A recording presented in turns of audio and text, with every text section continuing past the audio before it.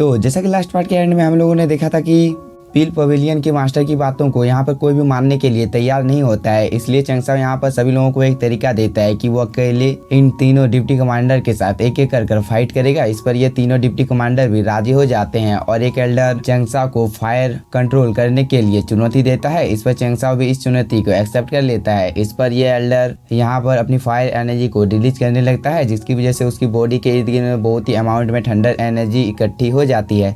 तभी वो यहाँ पर अपनी डिवाइन लोटस को समन कर लेता है, जिसके अंदर से बहुत ही ज़्यादा टेरिफाइंग एनर्जी निकल रही होती है। इस चीज़ को देखकर चंगसाओ को जरा सा भी फर्क नहीं पड़ता है, लेकिन ग्राउंड में जितने भी लोग होते हैं उन सभी लोगों को अपनी आंखों के ऊपर भरोसा नहीं हो रहा था, क्योंकि ये ब्लू सी फ्लेम से मिलकर बना था। तभी एल्डर चंगसाओ को बोलता है, अगर तुम्हें डर लग रहा है तो तुम अपनी हार को स्वीकार कर सकते हो। इस पर चंगसाओ बोलता है, डरे मेरी जूती। इस पर इस ओल्डर को थोड़ा सा गुस्सा आ जाता है और वो बोलता है, तो तुम ये कर दिखाओ। और वो ये बोलकर यहाँ पर अपने डिवाइन ट्री को समन कर लेता है। और अब आगे इस एपिसोड की शुरुआत में ये मोटा एल्डर बोलता है, चंगसाओ अब तुम्हारी बारी है, क्या अब तुम इस चीज को कर सकते हो। इस पर चंगसाओ बोलता है, इतनी सी छोटी चीज के लिए तब से तुम मुझे परेशान किए जा रहे हो। और वो ये बोलकर अपने हेवनली लोटस को इस जगह पर खमन कर लेता है, जिसके अंदर से उसकी ब्लू फ्लेम बहुत ही अमाउंट में निकल रही होती है। लेकिन तभी चंगसाओ अपनी पावर को और भी ज्यादा बढ़ा देता है, जिसकी वजह से जो ब्लू लोटस फ्लेम होता है उसका कलर चेंज होकर रेड कलर का हो जाता है। और साथ ही उसके अंदर से रेड कलर का फ्लेम निकलता है, जो कि यहाँ पर एक डिवाइन ट्री का निर्माण करने लगता है। और कुछ ही देर में यहाँ पर चंगसाओ ने इस एल्डर से भी ज्यादा पावरफुल डिवाइन ट्री को समन कर लिया था, जिसे देखकर इस मोटे एल्डर को तो अपनी आंखों के ऊपर भरोसा नहीं हो रहा था कि आखिरकार ये लड़का ऐसा कैसे कर सकता है, क्योंकि इस डिवाइन ट्री को बनाने में एल्डर को बहुत ही ज़्यादा मेहनत लगी थी। लेकिन चंगसाओ ने एक ही झटके में इस डिवाइन ट्री को इस जगह पर अपेयर कर दिया था। लेकिन चंगसाओ इसी जगह पर ही नहीं रुकता है और वो अपनी पावर को और भी ज़्यादा बढ़ाने लगता है, जिसकी वजह से जो डिवाइन ट्री होता है उसका साइज लगातार बढ़ते जाता है। इस चीज़ को देखकर यह एल्डर थोड़ा सा घबरा जाता है। लेकिन तभी चंगसाओ इस मोटे एल्डर का मजाक उड़ाते हुए बोलता है, अगर तुम बस इतना ही कर सकते हो तो मैंने फर्स्ट राउंड को बहुत ही आसानी के साथ जीत लिया है। इस पर इस मोटे एल्डर को थोड़ा सा गुस्सा आ जाता है और वो बोलता है, ये तो बस शुरुआत थी, अब मैं जो यहाँ पर करने वाला हूँ तुम वो अपने सपने में भी नहीं कर सकते हो। और वो यह बोलकर अपने पर्पल फ्लेम को समन कर लेता है और उससे अपने डिवाइन ट्री की पावर को और भी ज़्यादा बढ़ाने लगता है, जिसकी वजह से अचानक से डिवाइन ट्री के अंदर में बहुत ही अमाउंट में स्पिरिचुअल एनर्जी इकट्ठा हो जाती है और डिवाइन ट्री में डिवाइन फूल खिलने लगते हैं। इस चीज़ को देखकर कुछ लोग आपस में बात करने लगते हैं कि हेवनली फायर के ऊपर में किसी भी फूल को खिलाना कोई मामूली बात नहीं है, क्योंकि फायर किसी भी समय तुम्हारे फ्लावर को जला सकती है। इसके लिए तुम्हें फायर के ऊपर एकदम अच्छा कंट्रोल होना चाहिए, क्योंकि फायर के ऊपर फूल को खिलने के लिए तुम्हें सबसे अच्छी तरीके से फायर को कंट्रोल करना आना चाहिए, तब जाकर तुम ऐसा कर सकते हो। और आज तो मुझे अपनी आंखों के ऊपर भरोसा नहीं हो रहा है। तभी ये एल्डर रुक जाता है और वो बोलता है, चंगसाओ मैं देखना चाहता हूँ कि तुम इस चीज को कैसे करते हो, क्योंकि अब तुम्हारी बारी है। इस पर चंगसाओ बोलता है, इस चीज को तो मैं चुटकी बजा कर सकता हूँ। और वो ये बोलकर चुटकी बजा देता है, जिसकी वजह से उसके डिवाइन ट्री में कुछ हलचल होने लगती है और कुछ पत्ते जमीन पर आकर गिर जाते हैं, जो कि यहाँ पर एक बटरफ्लाई का रूप लेकर इस जगह पर फ्लाई करने लगते हैं, जो कि दिखने से बहुत ही ज़्यादा खूबसूरत लग रहा था। लेकिन चंगसाओ यहीं पर ही नहीं रुकता है और वो बहुत ही अमाउंट में यहाँ पर बटरफ्लाई को क्रिएट करके अपने कंट्रोल में करने लगता है, जिसकी वजह से यहाँ का नज़ारा ही एक पल के लिए बदल जाता है। और इस मौके का फ़ायदा उठाकर चंगसाओ अपने डिवाइन ट्री के ऊपर बहुत सारे फ्लावर को खिला देता है, जिसकी वजह से चंगसाओ ने दोबारा से इस एल्डर को हरा दिया था। इसीलिए यहाँ पर ग्राउंड में जितने भी लोग थे वो सभी लोग चंगसाओ के इस टैलेंट को देखकर बहुत ही ज़्यादा शौक थे।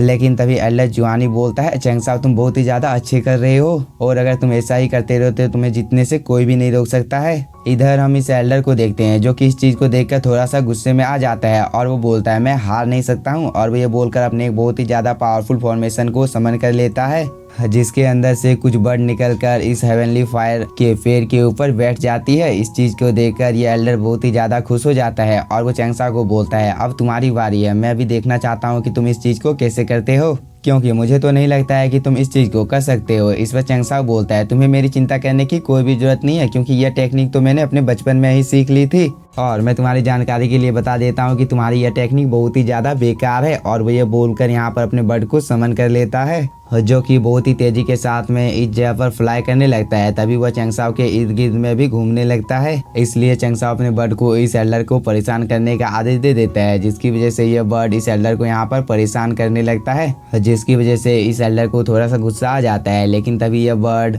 इस एल्डर के बर्ड के पास चली जाती है और इसे भी चिढ़ाने लगती है। इसके बाद वो दोबारा से चैंगसाओ के पास आ जाती है, लेकिन इस चीज़ की वजह से इस एल्डर को बहुत ही ज़्यादा गुस्सा आ गया था और वो बोलता है तुम आखिरकार ये कैसे कर सकते हो। इस पर चैंगसाओ बोलता है तुम बहुत ही ज़्यादा कमज़ोर हो, इसलिए ये सब चीज़ें तुम्हें बहुत ही ज़्यादा मुश्किल लगती है, लेकिन ये सब चीज़ें मेरे लिए बस नॉर्मल सी बात है और तुम्हें अगर इसका नमूना देखना है तो मैं उसे दिखा भी सकता हूँ। और वो यह बोलकर अपने ब्लू फ्लेम को इस जगह पर समन कर लेता है और अपनी स्पिरिचुअल एनर्जी को रिलीज करता है, जो कि बहुत ही ज़्यादा पावरफुल होती है। इस चीज़ को देखकर ये एल्डर बोलता है आखिरकार ये लड़का इतना ज़्यादा पावरफुल कैसे हो सकता है। लेकिन तभी चैंगसाओ यहाँ पर अपने बहुत सारे फॉर्मेशन को समन कर लेता है, जिसके अंदर से हजारों की तादाद में यहाँ पर बर्ड अपेयर होने लगते हैं और वो इस स्पिरिचुअल ट्री के ऊपर जाकर बैठ जाते हैं, जो कि दिखने से बहुत ही ज़्यादा खूबसूरत लग रहा था। लेकिन तभी एक स्पिरिचुअल बर्ड चैंगसाओ के इर्द गिर्द घूमने लगता है, जिसे देखकर चैंगसाओ भी थोड़ा सा खुश हो जाता है और इस बर्ड को चैंगसाओ अपने हाथों से छू भी देता है, जिसे देखकर कुछ लोग आपस में बात करने लगते हैं कि आखिरकार ये लड़का इतना ज़्यादा मिस्टीरियस कैसे हो सकता है,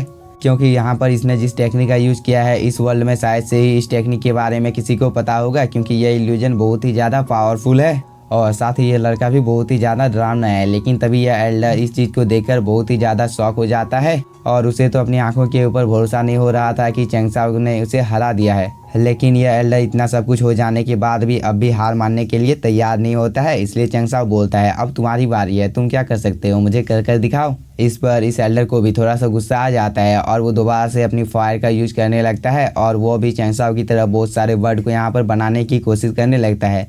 लेकिन इस चीज़ में इसकी हालत बहुत ही ज़्यादा ख़राब हो जाती है, जो कि आपको इस एल्डर के रिएक्शन को देखकर पता चल ही गया होगा। लेकिन ये एल्डर हार मानने का नाम ही नहीं ले रहा था और वो दोबारा से अपने आप को फोर्स करने लगता है, जिसकी वजह से वो यहाँ पर कुछ बर्ड को क्रिएट कर लेता है। इस चीज़ को देखकर कुछ डिसाइपल आपस में बात करने लगते हैं कि एल्डर जिन ने यहाँ पर भले ही बहुत सारे बर्ड को क्रिएट कर लिया है, लेकिन इस लड़के के सामने ये सब कुछ फीकी लग रही है, इसलिए ये साफ है कि इस कंपटीशन को चैंगसाओ ही जीतेगा। तभी चैंगसाओ इस एल्डर को बोलता है एल्डर जिन शायद से आप इस कंपटीशन को हार चुके हो, क्योंकि आप मेरे बर्ड को देख ही सकते हो जो कि कितनी ज़्यादा अच्छी लग रही है। लेकिन अगर अब भी आप हार मानने को तैयार नहीं हो तो मैं यहाँ पर बर्ड किंग को बुलाने वाला हूँ, इसके बाद तो आपकी हार तय है। और वो ये बोलकर यहाँ पर इन सभी बर्ड को इस जगह से जाने के लिए बोल देता है, जिसकी वजह से यहाँ पर जितने भी बर्ड होते हैं वो सभी एक पोर्टल के अंदर में जाने लगते हैं। इस चीज़ को देखकर एल्डर जिन की आंखें खुली की खुली रह जाती है, क्योंकि जितने भी बर्ड इस पोर्टल के अंदर में गए थे वो सभी मिलकर यहाँ पर एक फिनिक्स का रूप ले लेते हैं,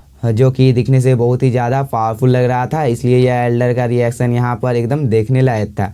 तभी यह फिनिक्स अपनी एनर्जी को रिलीज करता है, जिसकी वजह से ग्राउंड में जितने भी लोग होते हैं उन सभी लोगों को खड़े होने में भी प्रॉब्लम हो रही थी।